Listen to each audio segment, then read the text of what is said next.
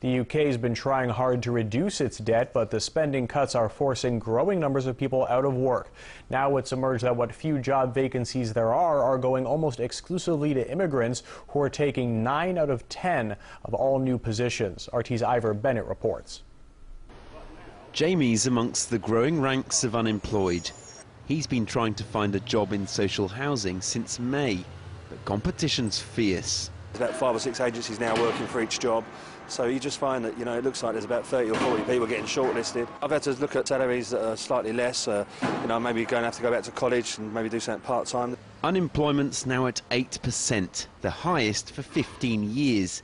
But no matter how hard Jamie tries, the odds are stacked against him. Job centres like this one helped fill 180,000 new vacancies in the last 12 months, but only 8% of those went to British workers, with foreign nationals more successful in the job market 9 times out of 10.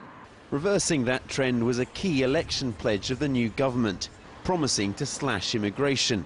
But a year on, it's only increased. Net migration was nearly 250,000 last year, up 20% on 2009, and Britain's second biggest annual total ever, way off the government's 5-figure target. I think they were probably over-promising. Given the restrictions that they face, it didn't make sense to promise to bring the number down to an arbitrary level. Really, they should have been having a more honest debate with the public about the limits on what they could do. The government claims its target can be met by capping non-EU immigration, but that ignores how most are coming from within the EU, where restrictions don't apply.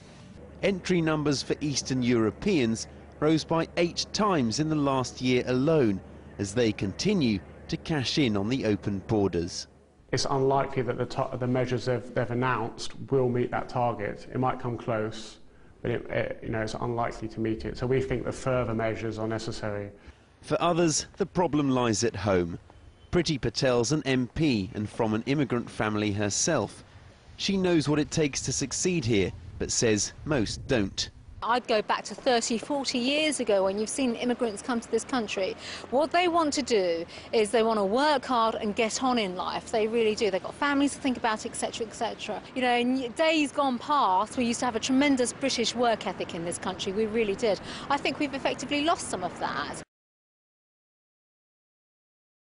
It was easy to see that at the job centre, where most I met were migrant workers.